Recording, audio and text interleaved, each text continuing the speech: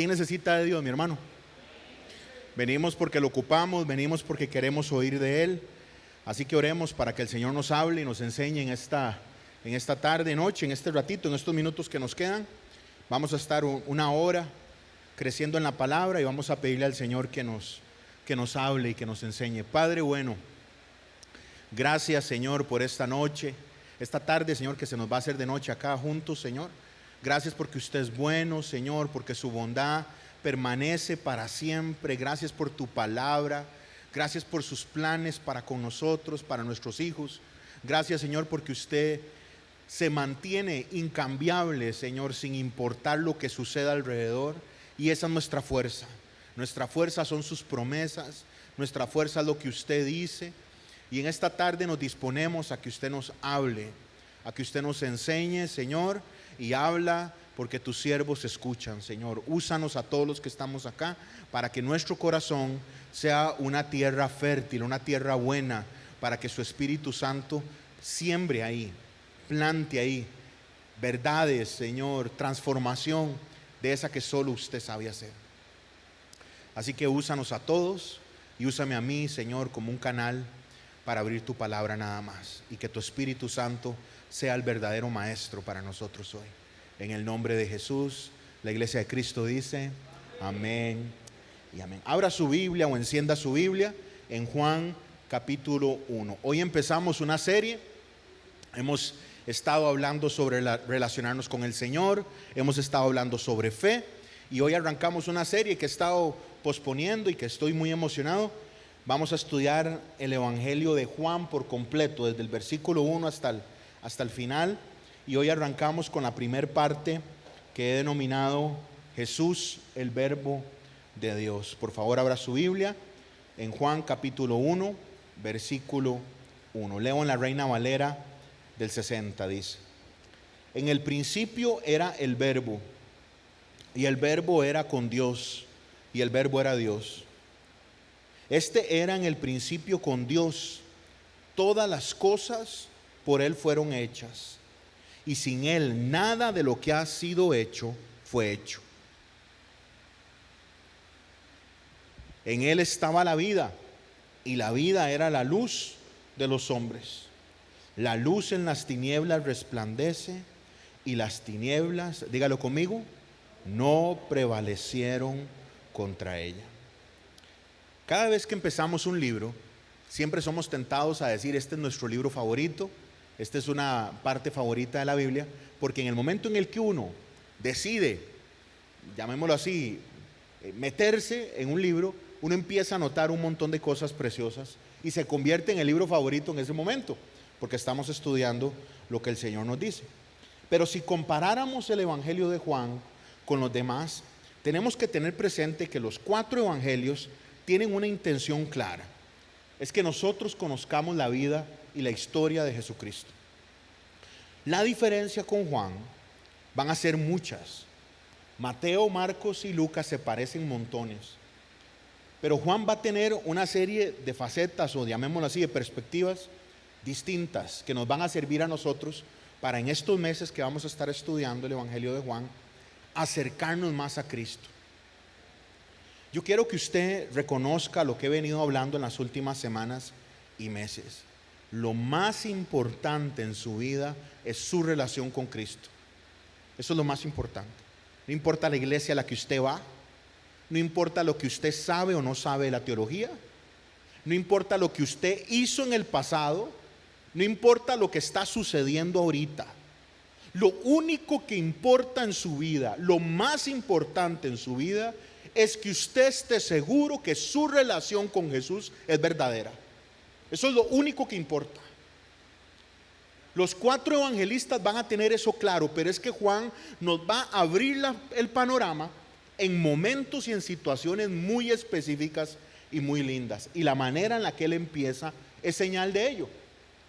Todos los demás arrancan dándonos argumentos específicos para un fin único, por decirlo así. Cuando nosotros vamos a ver a Mateo, vamos a ver que arranca con una genealogía y arranca diciéndole a los judíos que Jesús viene de Abraham, Cuando vamos a leer a Marcos, Marcos lo que quiere decir es: el último profeta del Antiguo Testamento es quien le da la entrada a Jesús. Por eso se enfoca en Juan el Bautista. Cuando vamos a leer a Lucas, Lucas quiere decirnos por qué él escribe el libro. Y entonces nos da la razón por la cual un grupo de personas o un patrón, llamémoslo así, un inversor llamado Teófilo, o un grupo de personas, sea como sea, invierten en que él investiga. Y entonces él arranca diciendo por qué escribe. Pero Juan es distinto. Juan no le interesa decirnos de dónde viene María y de dónde viene José, que es como arranca Mateo. A Juan no le interesa que nosotros logremos unir el Antiguo Testamento. Juan se va hasta el inicio del tiempo. No el inicio de la Biblia, no el inicio del pueblo judío. Se va hasta el inicio del inicio, el principio del tiempo, donde todo empieza. Yo quiero que usted tenga claro cuál es el tema central, y en su bosquejito le pongo de una vez, le adelanto cuál es el tema que tiene Juan con nosotros, cuál es la idea que tiene Juan con nosotros. Juan 20:31. Pero estas cosas se han escrito para que crean que Jesús es el Cristo, el Hijo de Dios, y para que creyendo tengan, ¿qué, iglesia? Vida en su nombre. Juan ha descubierto lo más poderoso del planeta, y es que cuando nos rendimos a Jesús y convertimos nuestra vida en lo más importante, todo lo demás pierde importancia, todo lo demás toma el tamaño correcto. La razón por la que estamos acá no es el trabajo, ni siquiera la familia, que son cosas lindas. No son las cosas que queremos, no son la salud que estamos pidiendo, no es el milagro que estamos esperando, no es la gran petición o el gran milagro que usted tiene en espera ahorita. Lo más importante es poder decir: yo soy del Señor. Estas cosas se han escrito para que ustedes crean en Cristo, el Hijo de Dios, y para que creyendo ustedes tengan vida en su nombre. Toda la intención de Juan es que descubramos que somos comprados por Él, redimidos por Él, y entender y reconocer que de ahí nada nos saca. Ve lo que va a decir Juan en el capítulo 10, también se lo pongo en su bosquejito. Mis ovejas oyen mi voz y yo las conozco y me siguen, y yo les doy vida eterna, y no perecerán jamás, y nadie las arrebatará de mi mano. Jesús es lo más importante, mi hermano. Jesús es lo más primordial. Y usted ya me escuchó que a veces en las iglesias lo menos que se habla de Jesús, y a veces en la vida cristiana lo menos que nos enfocamos es en vivir para agradarle a Él. Sabiendo que somos cristianos, entendiendo que Él es el que manda, sabiendo que Él es la pieza más importante, olvidamos poner las cosas en el orden correcto. Verso 1. En el principio era el Verbo. La mente no comprende una eternidad anterior. Nosotros no podemos ni siquiera entender qué puede pasar mañana. No entendemos cuando la Biblia abre un poquitito la ventana y vemos imágenes de lo que va a ser el final de los tiempos. Mucho menos podemos entender nosotros una eternidad pasada antes de que existiera todo, antes de que existieran las cosas, antes de que existieran los segundos, antes de que existiera el tiempo. Juan va a arrancar ahí. En el principio era el Verbo.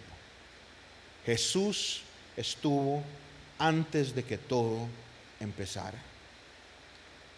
Los testigos de Jehová y algunas sectas han traducido mal este pasaje con una intencionalidad teológica.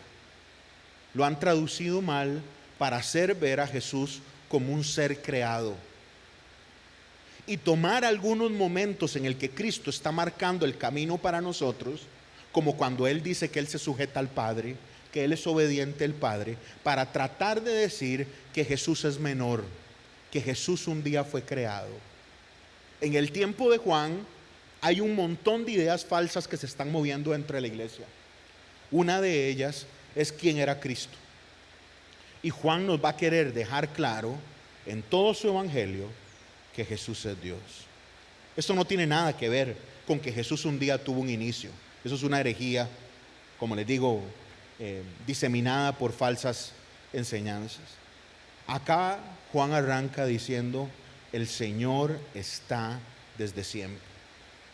Le doy un par de pruebas dentro del mismo evangelio que vamos a estudiar estas semanas.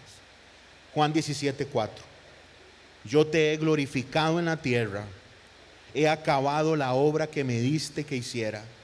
Ahora pues, Padre, glorifícame tú al lado tuyo, con aquella gloria que tuve contigo antes de que el mundo, ¿qué, iglesia?, fuese.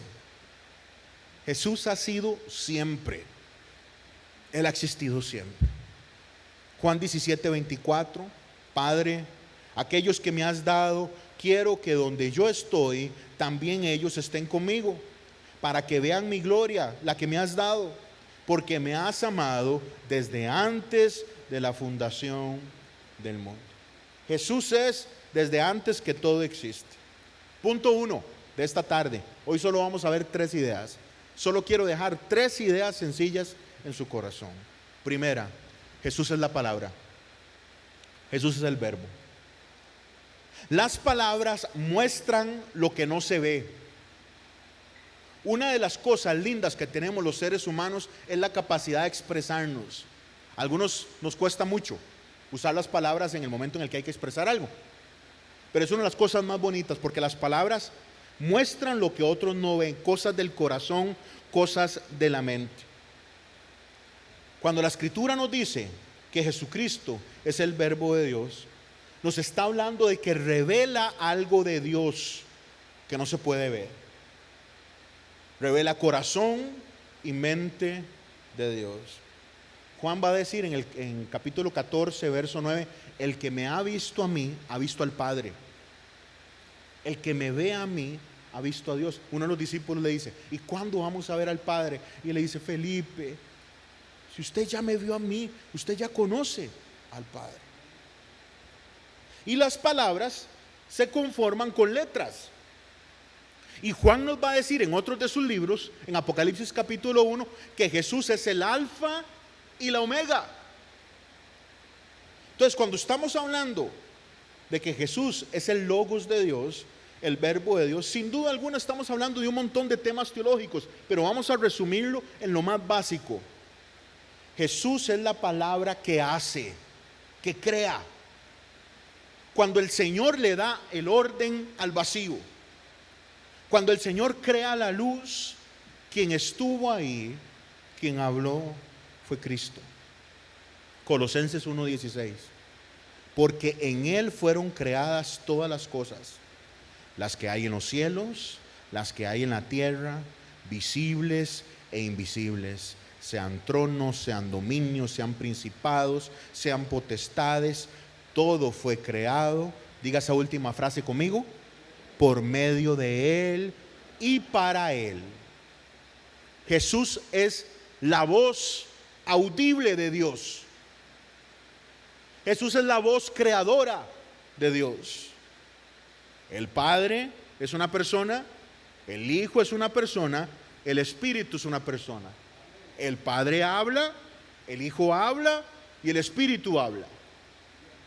Pero la Escritura nos muestra que en el momento de la creación, Jesús tuvo una tarea ahí.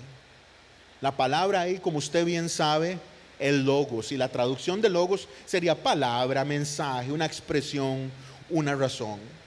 Y entonces, entendiendo que vamos a estudiar estos pasajes con lupa, yo hice 5 preguntas para esta tarde. 5 preguntas que nos enseñen a sacarle el jugo a esa primera frase: en el principio era el verbo.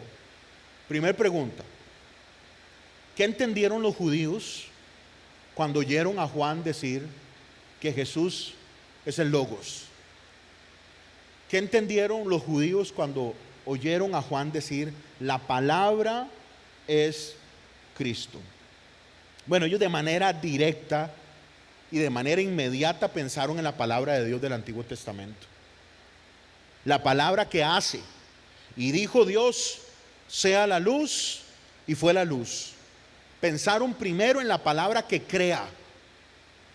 Nosotros podemos hacer cosas con cosas. Dios hace cosas con solo su palabra. Nosotros siempre que venimos a la iglesia, venimos con cargas, con necesidades. Venimos a la iglesia con acciones de gracias, con dificultades distintas. Todos necesitamos de Dios. Amén, hermanos. Dios es el único que tiene la capacidad de con su palabra hacer lo imposible. ¿Me da un amén, hermano? Solo Él puede hacerlo. Un judío, cuando oyó que Jesús era el Logos, pensó en la palabra creadora igual a Génesis capítulo 1. La palabra que crea. Él usa sus palabras para hacer. ¿Qué más pensó un judío? Pensó que la palabra revela un montón de veces, más no lo pude ni contar, la cantidad de veces que dice, y la palabra de Jehová vino a. No porque yo me fui a contar ahí en la Biblia, sino que hay un programa, hermanos, donde usted pregunta cuántos hay, y da un montón de opciones, da un montón de números, y entonces ni siquiera lo puse. La palabra de Jehová vino a tal. La palabra del Señor reveló a tal. Porque la palabra de Dios enseña, muestra. Tercero, la palabra del Señor salva. Salmo 107:20. Envió su palabra y los salvó. ¿Qué entendió un judío? Que Jesús era la manifestación activa de Dios. Es la manifestación activa de Dios. La palabra que hizo el universo es la misma palabra que habló a los profetas. Es la misma palabra que inspiró los salmos. Y es la misma palabra que ahora se hizo hombre. Se hizo cuerpo. Segundo, ¿qué entendieron los griegos? ¿Qué entendieron los griegos cuando escucharon que Jesús era el Logos de Dios? Bueno, lo genial y lo chivo de la palabra es que la palabra Logos lo habían usado los griegos muchísimos siglos antes. Yo le hago un listadito chiquitito ahí en su bosquejo, resumido, muy básico, lo que los griegos pensaban que era el Logos. Ellos pensaban que era el principio de las ideas, el principio racional que hizo el universo. Los griegos creían que las cosas eran porque usted le ponía una idea a esa cosa. O sea, la silla tiene sentido en el momento en el que yo entiendo que la silla funciona para yo sentarme. Entonces lo que le da propósito a la silla no es la materialidad de la silla, sino la función de la silla. Y así ellos tenían un montón de cosas para poder entender por qué las cosas habían llegado a ser. Entonces las cosas eran por las ideas, no por su materialidad. El principio de la idea era la ley que gobernaba todas las cosas. El Logos era el orden que estaba detrás del desorden, detrás del caos, y era lo que permitía la realidad. Entonces, cuando Juan dice que el Logos vino y rompe la idea de que no es una idea, no es una fuerza como creían los griegos clásicos, no es una energía, sino es una persona. Juan 1:14. Y aquel verbo y aquel Logos fue hecho carne y habitó entre nosotros. Ningún filósofo, ningún pensador jamás había sostenido la idea de que el Logos era una persona. Y lo más increíble del mensaje de Juan es que esa palabra, ese verbo activo de Dios que hace todo lo que existe, nos ama. Diga conmigo: Dios me ama, Dios me salva. Es una locura. Para los judíos era la fuerza que había creado todo desde la creación. Valga la redundancia. Para los griegos era la idea de lo que ellos enseñaban, de lo que ellos entendían, de lo que planteaban, que era la idea germinal de todo lo que existía. Y entonces, ¿por qué Juan usa esa palabra? Pregunta número 3. Juan usa esa palabra porque lo que quiere enseñar en muy pocos versos, lo que se llama una economía de palabras, o sea, con poquitas palabras, lo que quiere enseñar es que Dios ha querido revelar todo lo que el hombre ha buscado, todo lo que el hombre intenta comprender, todo lo que el hombre busca, tiene una sola respuesta, y esa respuesta es Cristo. No es una filosofía, no es una petición, no es un milagro como se vende hoy, no es una visión de un pastor, no es algo que yo estoy esperando, es algo que ya vino. El cristiano se queda en la iglesia esperando que Dios le haga algo y no se ha dado cuenta que lo mejor ya lo tiene. El cristiano llega buscando de Dios porque llegó en una crisis y se vale. El cristiano llega buscando del Señor porque ocupa que le haga algo y eso se vale. Pero la culpa la tenemos los pastores cuando perdemos de vista lo que es verdaderamente importante, y es que esa alma reconozca que estaba perdida, esa persona reconozca que estaba completamente perdido y que ahora, por la acción del verbo de Dios, tiene vida y vida eterna. ¿Me da un amén, hermano? El cristiano se queda esperando. Nos quedamos nosotros esperando que Dios nos haga cosas y no nos hemos dado cuenta que todo lo que está buscando el mundo, todo lo que está esperando toda persona que está viva ahorita, está esperando plata, está esperando que una deuda se vaya, está esperando que una enfermedad se vaya, está esperando que una situación emocional se solucione, está esperando que alguien llegue, está esperando que alguien se vaya, está esperando que un empleo empiece, está esperando que una carrera termine, lo que sea. Todo el planeta está añorando algo. Y lo que Juan quiere decir es que todo lo que el hombre ha buscado ya vino y tiene nombre. Se llama Jesús. ¿Qué significa que Jesús es la palabra? Pregunta 4. Esto significa que Cristo es la muestra perfecta, la revelación perfecta, la imagen perfecta del Dios que no podemos ver. El que me ha visto a mí ha visto al Padre. Ya no necesitamos adivinar cómo es Dios. No hay que hacerle una imagen a Dios. No ocupamos hacer un dibujo de Dios, porque ya tenemos claro quién es Cristo en el Nuevo Testamento. Jesús es la revelación de quién es Dios. Segundo, Jesús comunica perfectamente quién es Dios. A Dios nadie lo vio jamás, dice Juan 1:18. El unigénito Hijo, Él se ha dado a conocer. Verso 1:18. Dios no se esconde, Dios se quiere mostrar. Tercero, lo que hablamos ahorita, Jesús es la palabra creadora. Todas las cosas por Él fueron hechas. Capítulo 1, verso 3. Todo fue hecho por Él. Y además de que todo fue hecho por Él, Él sostiene todo. Colosenses capítulo 1, 17. Y todas las cosas en Él subsisten. Jesús sostiene la creación.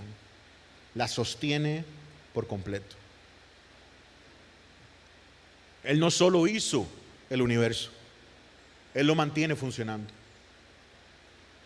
Algunos reformadores decían que cada átomo, cada segundo se sostiene porque Cristo es Rey. Pregunta 5. Ahora, ¿qué significa esto conmigo? ¿Cómo cambia la vida para poder entender que Jesús es la palabra? ¿En qué cambia eso mi vida? Bueno, hermanos, 3 cosas. Cristo es la respuesta final sobre Dios. Y es que viera, a mí esto me enoja. No ocupamos buscar revelaciones. No ocupamos buscar secretos. Vean lo que estuvimos viendo la semana pasada con la carta de Pablo. Estuvimos viendo la semana pasada que Pablo dice de que hay un misterio, pero ese misterio no es para nosotros. Ese misterio es para la gente que no se quiere rendir a Cristo y entonces están vendados. Pero para el que ocupa de Dios, Él se ha revelado. Hebreos 1:1, ahora Dios nos ha hablado por el Hijo. Antes la gente tenía que ir al templo, antes la gente tenía que oír un profeta. Y hoy hay pastores que siguen tratando de mantener ese código. Usted solo me oye, solo oye a Dios cuando me oye a mí. Usted oye al Señor cuando me oye a mí proclamar. Es lo que algunos falsos maestros del modernismo utilizan. Y la gente los sigue como borregos. Cristo es la respuesta final sobre Dios. No se ocupa nada más. No necesitamos buscar nuevas revelaciones. Lo que necesitamos es una relación fresca con Él. Segundo, conocer a Cristo es conocer la verdad. En una cultura llena de opiniones, de mensajes, de ideas, de noticias, yo soy el camino, la verdad y la vida. Nadie llega al Padre si no es por mí. Juan 14, verso 6. Conocer a Cristo es conocer la verdad. Su amigo, su hijo, su esposo, su esposa, la situación que usted está viviendo, lo que usted necesita es que la verdad de Cristo brille ahí. Eso es lo único que usted necesita. Tercero, la Biblia nos guía, nos enseña y nos recuerda quién es y cómo ir al Logos. La Biblia es la palabra escrita de Dios. Jesús es la palabra viva de Dios. Recuerde esto, la Biblia es la palabra escrita de Dios. Jesús es la palabra viva de Dios. Jesús lo dice en Juan 5:39. Escudriñen las escrituras, ellas son las que dan testimonio de mí, dice Jesús.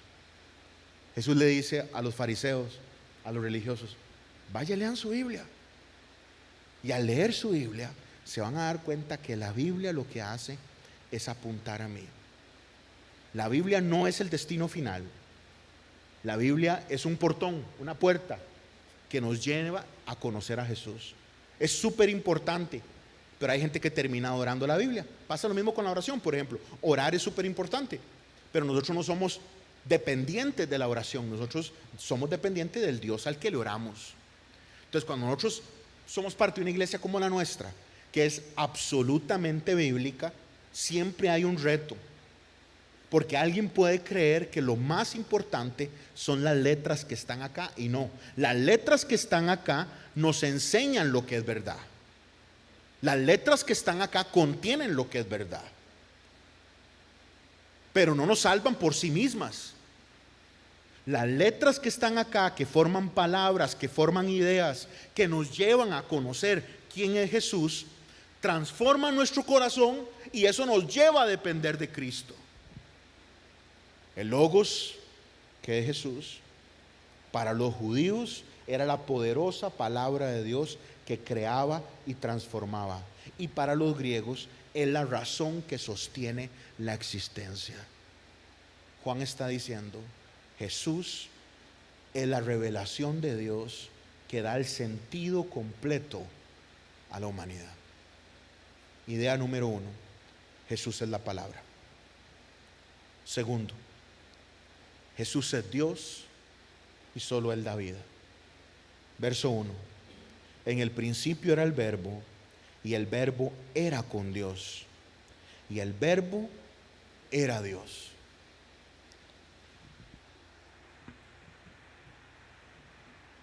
Primero nos dice que el Verbo era con Dios y luego nos dice que el Verbo era Dios. El Verbo era con Dios y el Verbo era Dios.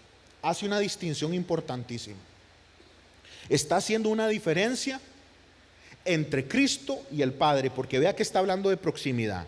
En el principio era el Verbo, o sea, en el principio era la palabra. Segundo, y el Verbo era con Dios. La Nueva Versión Internacional dice: en el principio ya existía el verbo, y el verbo estaba con Dios. Está hablando de cercanía. Y luego está hablando de sustancia, y el verbo era Dios. Esa es una distinción importantísima, porque está diferenciando a Cristo del Padre. El Padre es una persona, como le dije ahora, el Hijo es una persona y el Espíritu Santo es una persona. Son tres personas, una deidad. Son tres personas, una deidad. Y esto es muy importante, porque yo recientemente he oído muchos pastores enseñar esto mal. Agarran un trébol, agarran un huevo y dicen que la cáscara aquí es lo mismo, y todo eso lleva a falsas enseñanzas de qué es la doctrina. Dicen que el agua porque está congelada, y agarran ideas, imágenes como que son como prácticamente como ayudas visuales que no nos sirven para explicar esto. Yo quiero que usted comprenda esto de la manera más clara. El Padre es una persona, el Hijo es una persona, el Espíritu Santo es una persona, pero todos son una persona. Eso no cabe en nuestra cabeza. Así de sencillo. Eso no va a caber en nuestra cabeza. No puede caber en nuestra cabeza, porque el Señor no puede ser entendido por quienes somos nosotros. No puede caber en nuestra cabeza quién es Dios. ¿Me da un amén? Eso no tiene que enojarlo a usted. La gente lo que dice es que yo no entiendo eso, no me cabe en la mente, y sencillamente es imposible de entender. Nadie lo va a entender. La naturaleza de Dios es insondable. Nosotros no lo podemos comprender. Más bien, alégrese que usted no puede comprender a Dios, porque Dios es más grande que usted y va a poder ayudar más que usted. Va a poder hacer más que usted. En el principio era el verbo era con Dios, y el verbo era, ¿qué, hermanos? Dios. Una cosa es el Padre, una cosa es el Hijo, y otra cosa es el Espíritu Santo. Todas las cosas por Él fueron hechas, y sin Él nada de lo que ha sido hecho fue hecho. En Él, verso 4, estaba la vida, y la vida era, ¿qué dice la palabra, hermanos? La luz de los hombres. La palabra vida ahí es Zoe, y el Nuevo Testamento va a utilizar tres palabras para vida. Bios es la palabra de donde viene la palabra biología, la vida física. Hay una segunda palabra que se llama psuke, que lo que quiere decir es vida del alma, aliento vital, soplo de Dios, alma, que implica emociones, pensamiento y voluntad. La palabra que está en este verso no es ni bios ni psuke, es zoe, que es vida de Dios y vida eterna. Yo le pongo tres ejemplos. Lucas 8:14 dice: la que cayó en espinos, está refiriéndose a la semilla. Estos son los que oyen, pero yéndose son ahogados por los afanes de las riquezas y los placeres de la vida.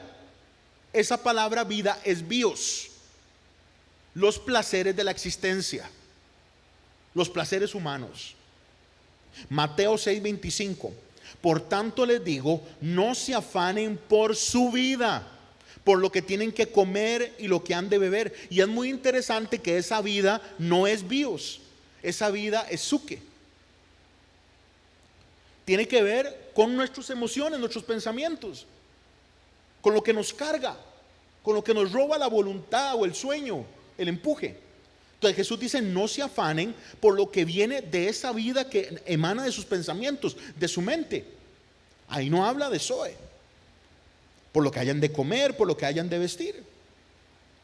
Todo el mundo que ha respirado y todos los que estamos vivos disfrutamos de bios y de vida mental, vida física y vida emocional. Pero toda la humanidad anda en busca de zoe. Toda la humanidad anda en busca de una vida que dé propósito, una vida que dependa de Dios y que dé trascendencia. Vean estos versos que yo le puse una serie de versos ahí que me pareció importante. A veces yo digo, no los voy a poner tantos, pero me pareció importante en estos pequeños versos de inicio que usted tenga esta referencia. Mateo 16:26 dice: ¿de qué le sirve a uno ganar el mundo entero si pierde su alma? ¿O qué puede dar uno a cambio de su alma? Todo el mundo está enfocado en sus cosas. Todo el mundo es tan claro que quiere una vida buena. Y Jesús plantea una pregunta que todavía resuena hasta para nosotros los cristianos. ¿De qué le sirve ganar el mundo entero y perder su alma? Yo entiendo que a nosotros se nos va el día en el trabajo, lo sé, yo soy uno de ellos. Yo entiendo que los muchachos empiezan a hacer planes, lo entiendo y hay que hacerlo. Hay tareas en la casa, hay cosas que hacer que nadie más las va a venir a hacer. Pero Jesús hoy nos dice: ¿de qué le sirve a uno ganar el mundo entero si pierde su alma? ¿O qué puede dar uno a cambio de su alma? ¿Con qué puede comprar usted su alma? No hay. Lucas 12:15: tengan cuidado, le advirtió al pueblo, absténganse de toda avaricia. La vida de una persona no depende de la abundancia de sus bienes. Juan 6:27: trabajen, pero no por la comida que es perecedera, sino por la que permanece para la vida eterna, la cual les dará el Hijo del Hombre. Y usted me ha escuchado a mí chorrocientas veces, 500 veces decir que la salvación es por gracia. ¿Me da un fuerte amén? Pero este pasaje dice: trabajen, pero no por la comida que es perecedera, sino por lo que permanece, la que permanece para vida eterna. Hagan, muévanse en cosas que repercutan en eternidad. Eclesiastés 2:11, para irnos al Antiguo Testamento: pero al considerar todo lo que había logrado con mis propias manos, dice Coelet, o dice el predicador, o el rey Salomón, como usted quiera entenderlo, vi que todo era absurdo, era correr tras el viento sin provecho alguno bajo el sol. ¿Qué es lo que estoy tratando de recordarles? Que toda la humanidad anda en busca de algo y no saben que ese algo no es vida. Eso es bios, vida física. Eso es psuque, vida de pensamiento, paz mental, situación emocional, cuestiones que tienen que ver con mis sentimientos. Pero lo que Jesús viene a dar es otra cosa. Juan 10:10: el ladrón no viene más que a robar, a matar y a destruir.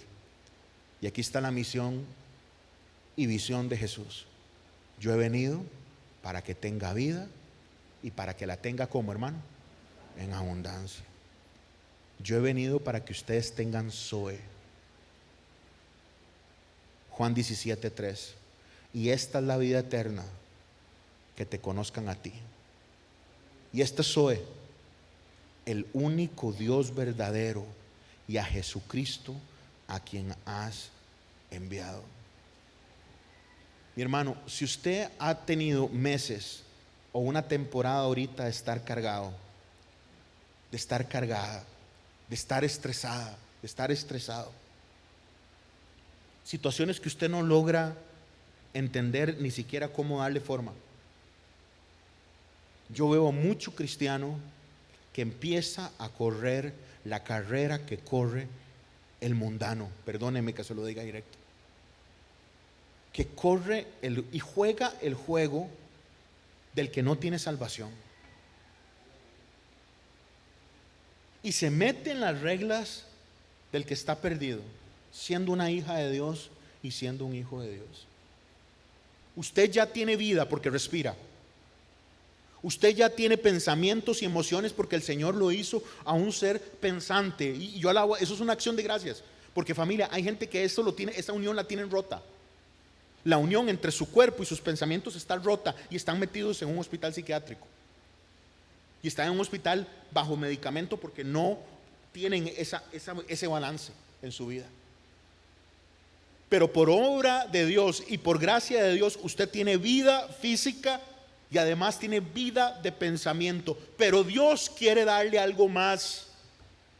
Y a mí me duele que hay cristianos que se dan cuenta de esto cerquitica del día de su muerte, porque jugaron el juego de la vida como lo juegan los perdidos.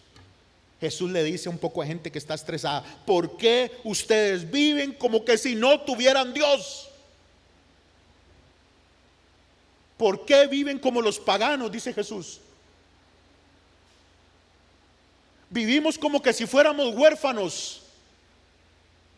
Vivimos como que si no tuviéramos, cuando la palabra es tan gloriosa que dice que somos herederos con Cristo, porque somos ahora parte de la familia de Dios. Yo no sé qué es lo que usted está pidiendo, pero lo que Dios tiene para usted es mejor. Verso 4: en Él estaba la vida, en Él estaba Zoe, y Zoe era la luz para los hombres. Pero es tan fácil que nosotros volvamos a ver otras luces. La vida es un tema central en el Evangelio de Juan, 36 veces.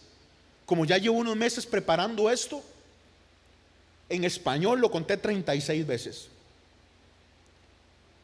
Toda la humanidad está buscando vida, pero un día Nicodemo, estando vivo, respirando, siendo poderoso, siendo influyente, se fue a buscar a Jesús, y Jesús le dijo: papito, usted está muerto. Usted tiene todo, pero no tiene nada. Usted debería ser un maestro y no sabe nada. Usted memorizó el Antiguo Testamento, usted va a la iglesia, usted hace un montón de cosas y usted no sabe nada.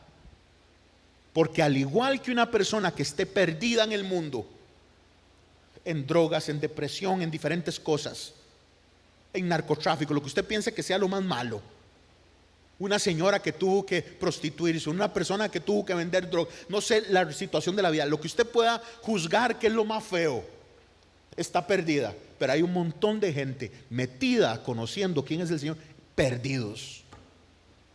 Y Jesús le dice a Nicodemo: usted tiene que volver a nacer. Usted tiene que experimentar la vida que el Espíritu da. Esto no es de religiosidades, esto es de dependencia.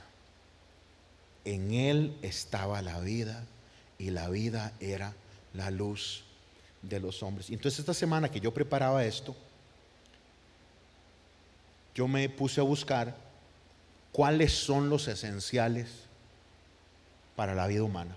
¿Qué es lo esencial, así a lo más básico, para la vida humana? Y en teoría encontré 4: luz, aire, agua y alimento. El día que el sol desaparezca, nos morimos todos, hermanos, todo se cae. El día que nosotros no podamos respirar, nos morimos. El día que nosotros, se unan muchos días en el que no tomamos agua, nos vamos a morir. Lo mismo con el alimento. Vamos a aguantar más tiempo sin comer que más tiempo sin tomar agua. Son unos cuantos días nada más los que soporta una persona sin una gota de agua. Y alimento se puede soportar muchísimos días, porque el cuerpo entra en algunas etapas especiales ahí que Dios diseñó para que pudiéramos soportar esto.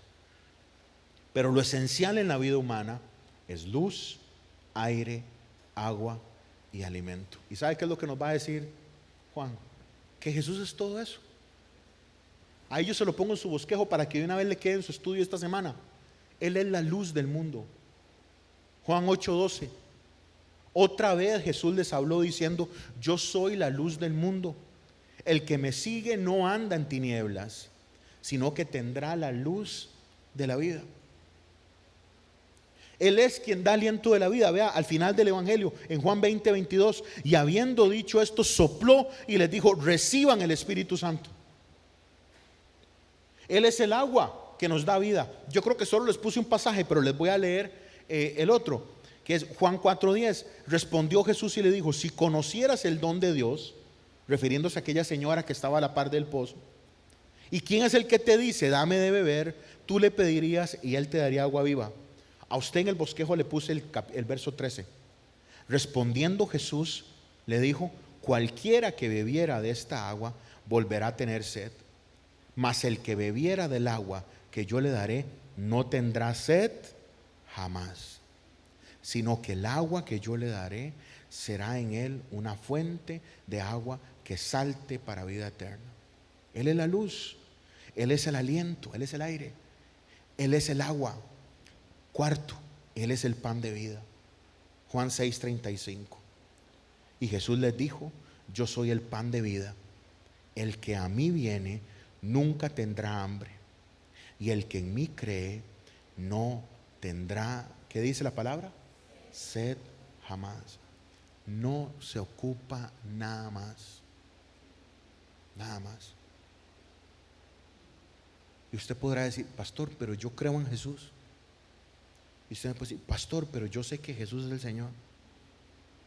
Y usted: pastor, yo me rendí a Jesús en el 71, yo levanté la mano y yo en un campo me rendí, yo me comprometí con el Señor. Yo quiero que usted hoy, de una manera real, en su corazón, vuelva a ver si verdaderamente Jesús es la luz en sus problemas, en la oscuridad. Si Jesús es el aliento de vida cuando usted siente que ya no puede más. Si Jesús es el agua cuando usted tiene sed. Si Jesús es el alimento con el cual usted se nutre. Juan quiere que entendamos que Jesús es lo más importante. Todavía los teólogos y los biblistas debaten cuándo se escribió este libro. Hay algunos que lo tiran más a la mitad del primer siglo, otros pensamos que es más posterior. La única diferencia que da eso es la edad que podría haber tenido Juan cuando lo escribió. Entonces puede ser que Juan escribió esto ya cuando era un viejito, y cuando ya vio la iglesia sufrir por un montón de cosas, y él lo que está es como siendo una voz recordando: iglesia, no se pierda. Mi hermana, no se pierda. Mi hermano, no se pierda. Lo que usted necesita es depender de Jesús. Pero no se mienta, mi hermano. No se mienta. Porque no dependemos de Jesús en ocasiones. Dependemos de nuestro dinero, dependemos de nuestra capacidad, dependemos de otras personas, dependemos de emociones, dependemos de momentos, de peticiones, de esperas de milagros. Y nada de eso por sí mismo es malo. Pero Juan lo que quiere recordarnos es que Él tiene que ser su centro. Y yo, cuando estuve preparando esto, fui tentado. Digo yo: voy a entrar de una vez a la historia de Juan el Bautista, que es lo que viene en el verso 6. Pero yo creo que vale la pena hacer un alto hoy acá y preguntarle a usted si verdaderamente está enfocada en Cristo, porque hoy nosotros podemos otra vez volver la mirada a lo que es importante. Porque yo no sé cómo decirle esto mejor que como Pablo lo dijo, como Juan lo dijo, inspirado por el Espíritu Santo. Él es la palabra de Dios. Él estaba cerquita con Dios. Él es Dios. Él vino y Él es la luz. Y todos los que estamos acá estamos caminando en un mundo oscuro. Y todos los que estamos acá estamos viviendo situaciones que no podemos ver, pero ni siquiera un pie más adelante, un paso más, no podemos verlo. Pero Él es luz. Idea número 1 de hoy: Él es la palabra que hace lo imposible, la palabra que hace lo que nosotros no podemos. Segundo, Él es lo único que da vida. Él trae Zoe, lo que todo mundo anda buscando y que para nosotros está ahí disponible. Tercero, Jesús es Dios y Él trae la luz. Verso 5: la luz en las tinieblas resplandece, y las tinieblas no prevalecieron contra ella. La luz y la oscuridad va a ser un tema importante en este estudio que vamos a tener en Juan. ¿Amamos la luz o amamos la oscuridad? No hay grises. No hay grises. Juan 12:35. Entonces Jesús les dijo: aún por un poco está la luz entre ustedes. Anden entre tanto que tengan luz, para que no les sorprendan las tinieblas, porque el que anda en tinieblas no sabe para dónde va. Entre tanto que ustedes tengan la luz, crean en la luz, para que sean, ¿qué, hermanos? Hijos de luz. Vea que seguimos con el mismo paralelo de Génesis.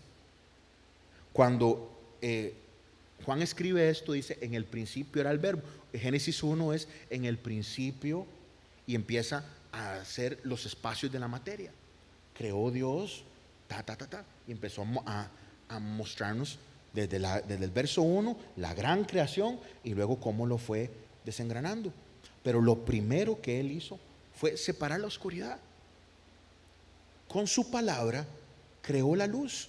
En la primera página de la Biblia, en estas primeras frases del Evangelio de Juan, Juan está haciendo lo mismo. Él creó la luz, pero ahora la luz es una persona. La luz es Cristo. La luz en las tinieblas resplandece, y las tinieblas no prevalecieron contra ella. En esta nueva creación que tiene la humanidad en Cristo, Él es la luz ahora. Es el amanecer. Y cualquiera creería que todo el mundo va a querer la luz, pero no. La humanidad no quiere la luz.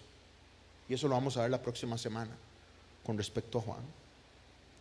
Pero estar en Cristo es permitir que su luz brille en nosotros. Es permitir que Él alumbre a nosotros y podamos ver lo que estaba oscuro. Es como que el Señor encandila nuestra vida, y lo que hemos querido esconder por vergüenza, por placer, por pecado, la luz del Señor lo encandila, y hay que tomar una decisión. 3 cosas en estos 5 versiculitos. El logos es la palabra, es lo que hace y lo que da sentido. Este logos trae la vida, que no es solo el bios, no es solo la vida física, no es solo la vida de pensamiento, es la vida eterna ligada a Dios. Y esta palabra trae luz. Por lo tanto, 3 preguntas finales para nosotros. ¿Qué vamos a hacer si la palabra ya vino? ¿En qué área de su vida el Señor necesita proclamar algo para ordenar un caos, para hacer algo nuevo, o para crear algo que nunca había existido? Porque Él es el logos, Él es la palabra que hace. Segundo, si Él es quien da la vida real, ¿dónde está usted nadando?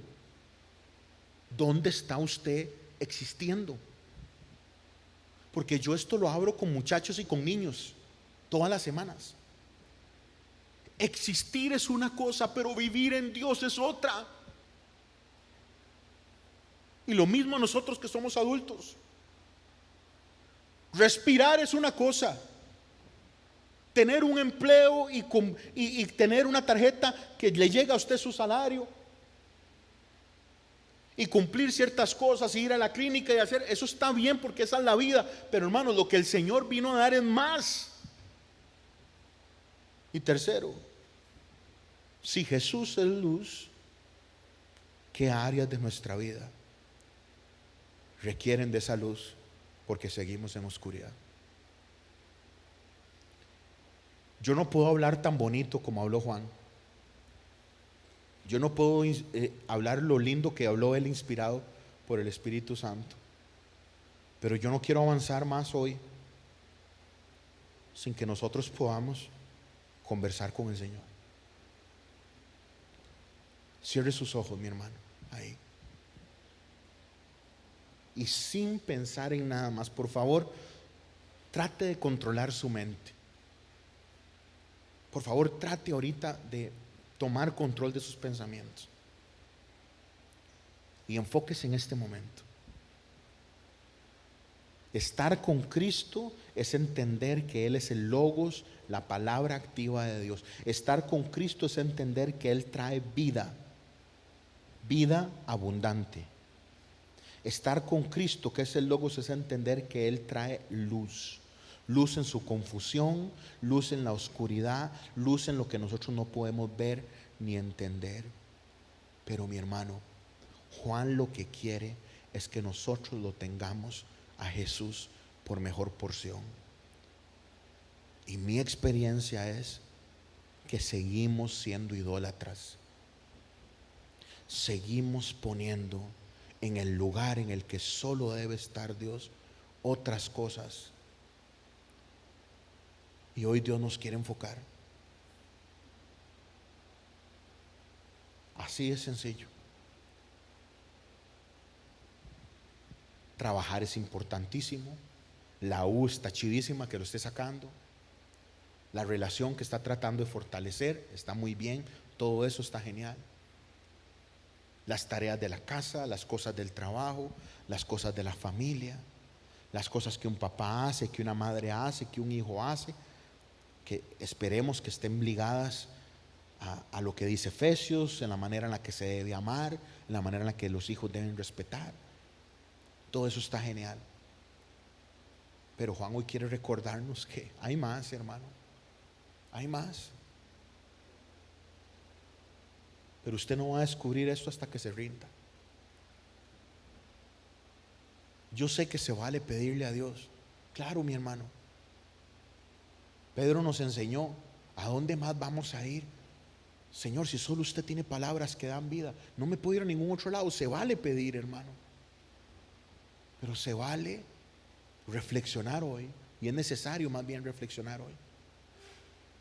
Y usted deje de mentirse. Y analice si verdaderamente Jesús es lo más importante.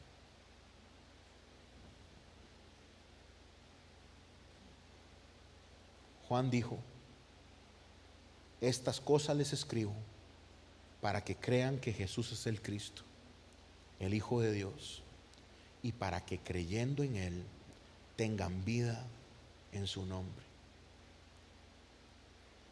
Amigo, es momento de rendirse ante Él. Es momento de creer.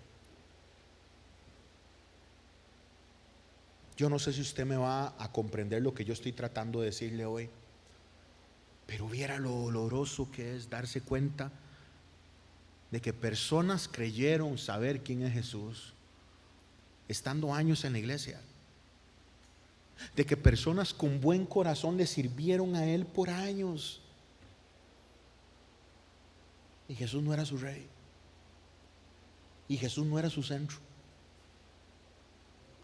Viera qué triste, hermano. Enfoque hoy su vida. Olvídese un momento hoy de la petición que tiene y ponga la mirada en el Dios que ya lo ha salvado. Y aprenda a vivir dependiente de aquel que ama cuando nosotros no lo merecemos, que vino a salvarnos cuando era imposible que nos salvara. Y eso es lo hermoso de este libro que vamos a estudiar.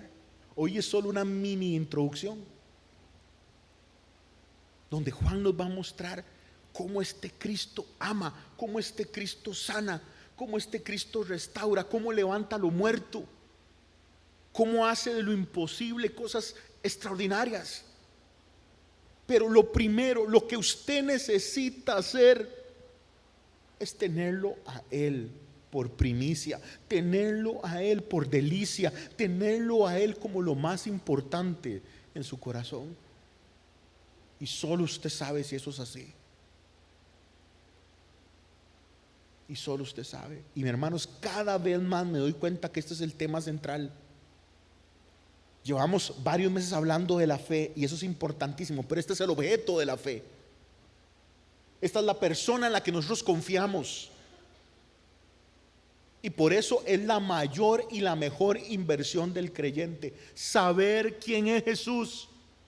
Porque cuando amamos a alguien queremos conocer a esa persona, queremos disfrutar de esa persona, queremos pasar tiempo con esa persona, queremos estar al lado de esa persona, queremos oírla, nos hace falta su voz. Ocupamos su cercanía, ocupamos su toque. Y no se vale que el creyente ame más otras cosas que a su Señor. Con sus ojitos cerrados, analice su tiempo. ¿Cuánto tiempo le da usted al Señor? Con sus ojitos cerrados, analice cuánto de sus recursos usted le da al Señor, hermano. ¿Cuánto de sus habilidades usted le da al Señor, hermano? Usted puede empatar con un montón de esas. Y no es que nosotros tenemos que ver cómo nivelamos una hoja de Excel. Es simplemente lo que hemos hablado con el fruto. Es la respuesta de algo natural. Cuando estamos en Cristo, fructificamos en Cristo. Cuando nos acercamos a Él, dependemos de Él. Así de sencillo. Y usted no se puede mentir a usted mismo.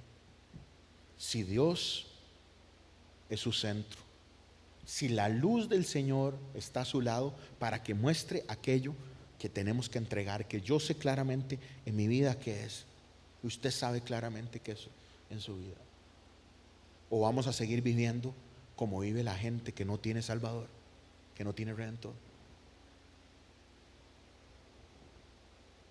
Señor, te pedimos ayuda.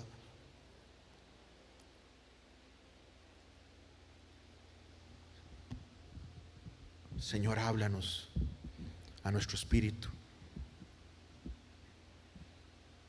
y perdónanos, Señor. Perdónanos porque nos desenfocamos, Señor.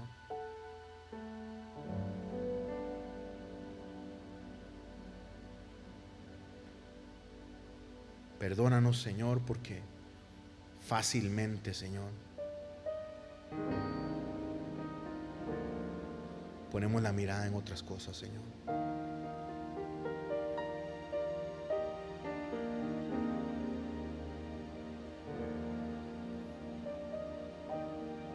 Nadie es como tú.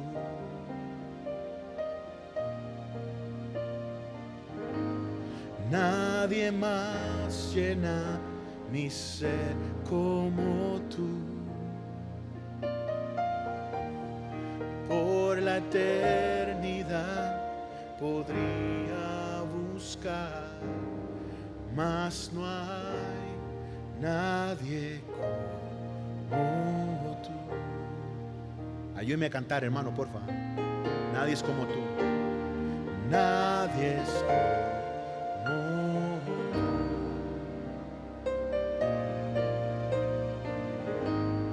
Nadie más llena mi ser como tú.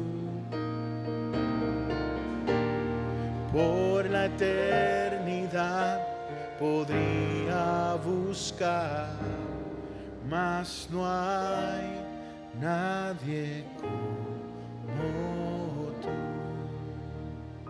Tu misericordia, tu misericordia es como un río. Tus manos traen sanidad. Los niños hallan en ti su refugio. Nadie es como tú. Alce su voz conmigo y dígale: nadie es como tú. Nadie es como tú.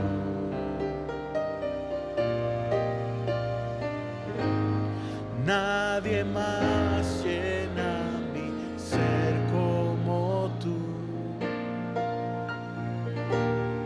Por la eternidad podría buscar, mas no hay nadie como tú. Diga: nadie es como tú. Nadie es como tú.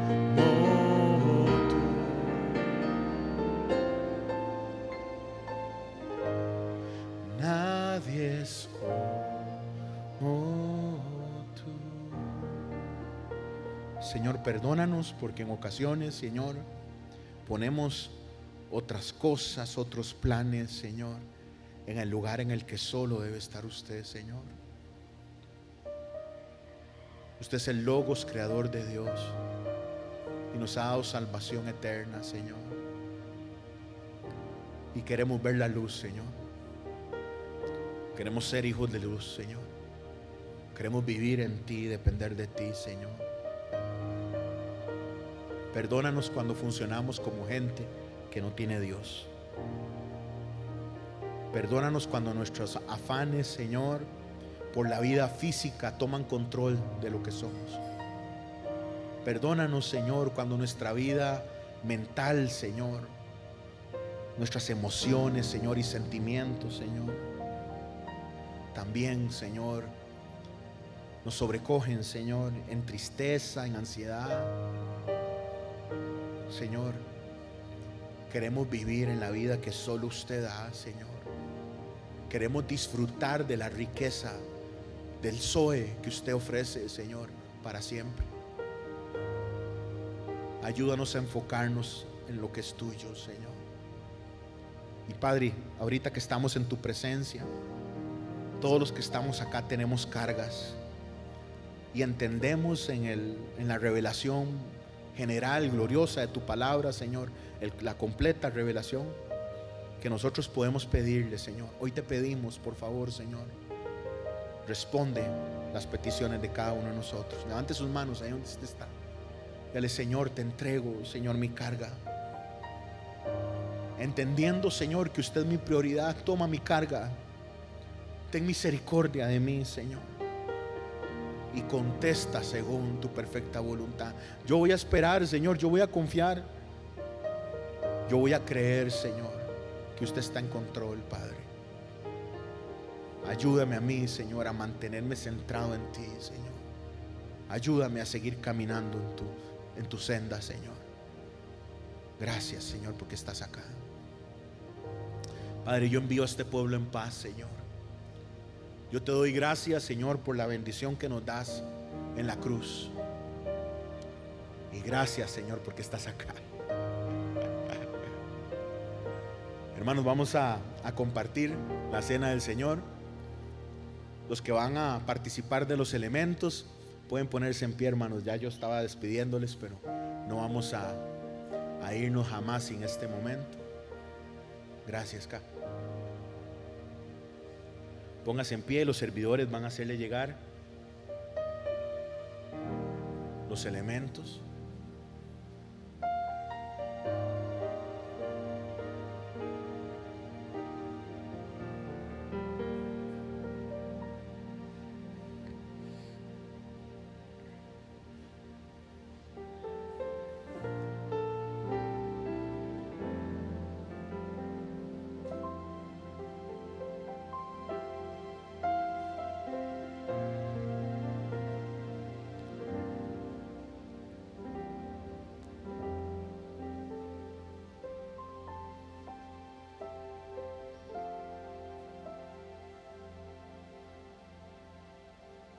Pablo,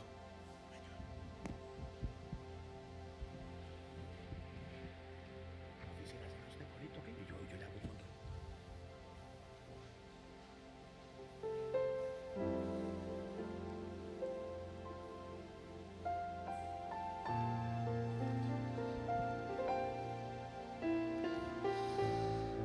Ahí con esa misma actitud vamos a tomar la cena. Y este es un momento muy especial para recordar que esa luz que era desde el principio, que ese que existe desde la eternidad, un día, mi hermano, mi hermana, se humanó, se hizo hombre y caminó entre nosotros hace 2000 años. La perfección, el Dios perfecto, hecho hombre, caminando en esta tierra. Y como veíamos ahí en Juan también en otra parte dice que ese verbo, ese Dios, ellos lo palparon, lo tocaron, caminaron con Él, estuvieron con Él, anduvo en medio nuestro, pero la humanidad no quiso la luz. la humanidad prefirió las tinieblas. Les incomodó tanto amor, porque el corazón humano, mi hermano, está lleno de odio, de rencores. Y los líderes religiosos prefirieron acusarlo falsamente y matarlo de una forma despiadada. Pero él, el Verbo, el Hijo de Dios, sufrió el castigo que era para cada uno de nosotros, el castigo que era para usted y para mí, por nuestras faltas, por nuestros pecados. Él decidió sufrirlo y subió al madero callado, llevando el pecado nuestro. Así que, mi hermano, tenga eso ahí en mente y reflexione en un momento, por unos minutos, por unos segundos, en eso. El que debió haber estado ahí era yo, porque yo soy el que he hecho faltas, el que he hecho pecado, el que fallo a cada rato, pensamientos, acciones. Pero Jesús, la luz perfecta, subió al madero en nuestro lugar. Y dice la palabra que su cuerpo fue molido por nuestros pecados. Y este pancito que tenemos ahora en nuestras manos nos recuerda ese cuerpo de Jesús que fue molido por nuestros pecados, dice el apóstol Pablo. Así que, mi hermano, con eso en mente, tome ese pedacito de pan y en memoria de Él, comámoslo.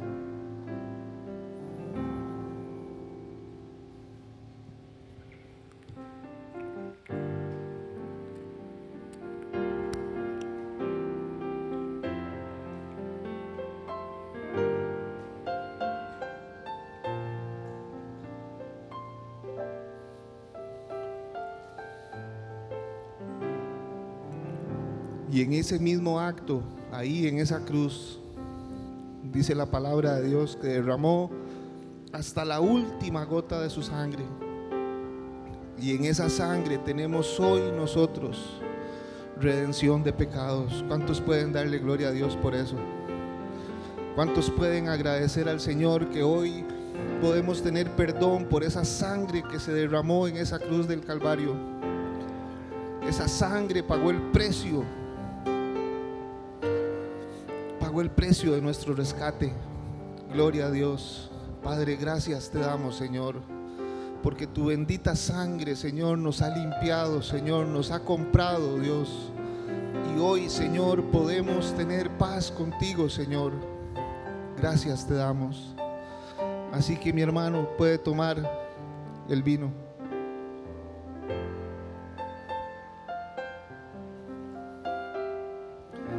Gracias te damos, Cristo. Gracias te damos, Señor, por tanto amor inmerecido, porque tu gracia, Señor, nos alcanzó un día, Dios. Padre, y desde antes de la fundación del mundo nos escogiste, Señor, para que fuéramos tus hijos, Dios. Gracias te damos, Señor, por tu amor, por tu misericordia. Gracias te damos, Señor, por tu perdón, Señor. Padre, y este acto, Señor, que estamos haciendo hoy aquí, Señor, queremos hacerlo, Señor, en memoria tuya, Dios. Padre, y queremos hacerlo, Dios, hasta el día de tu venida, Señor, porque sabemos, Dios, que así como caminaste en esta tierra hace 2000 años, Señor, regresarás por cada uno de nosotros, Señor, y podremos estar eternamente contigo, Padre. Gracias te damos, Señor. Amén y amén. ¿Cuántos pueden agradecer al Señor? Gloria a Dios. Hermanos, que el Señor los bendiga, que los guarde, que esta semana sea una semana para que podamos meditar, que esta enseñanza no sea solo de este ratito, sino que sea, ahí lleva la hojita, lleva todo, para que durante la semana podamos darle vueltas a esa palabra, porque, mi hermano, no hay nada más precioso que el Verbo se hiciera carne y estuviera en medio de nosotros y hoy tengamos salvación en Él. Tenemos que conocerlo cada vez más. Amén. Que el Señor les bendiga. Nos vemos el martes, si Dios lo permite, a las 7 de la noche en el estudio bíblico. Bendiciones.